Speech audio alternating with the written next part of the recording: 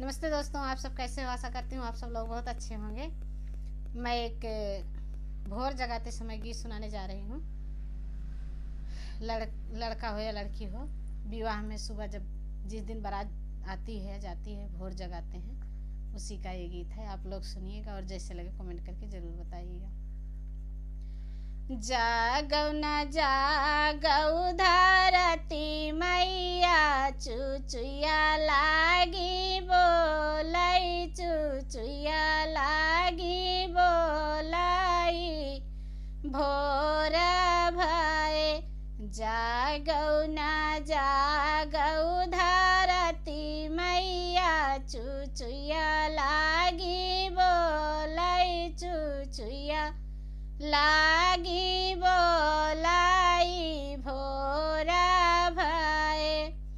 जागौ न जागौ चिउटी माटा, चुचुया लागी बोलै, चुचुया लागी बोलाई, भोर भए।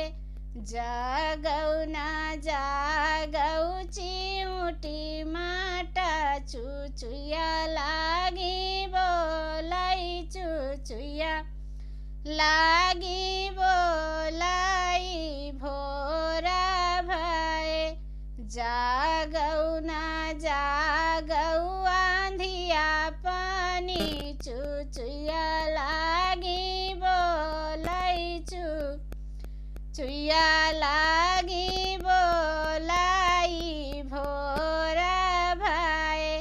जागौ न जागौ आँधिया पानी, चुचुया लागी बोलै, चुचुया लागी बोलाई, भोर भए।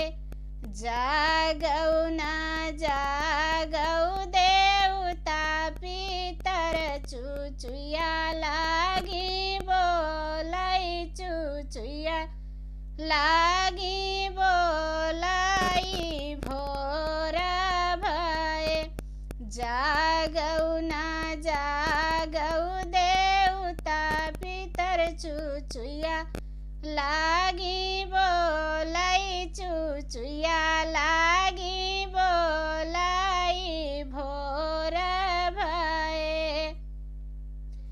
जागौ न जागौ देवता पितर, चुचुया लागी बोलै, चुचुया लागी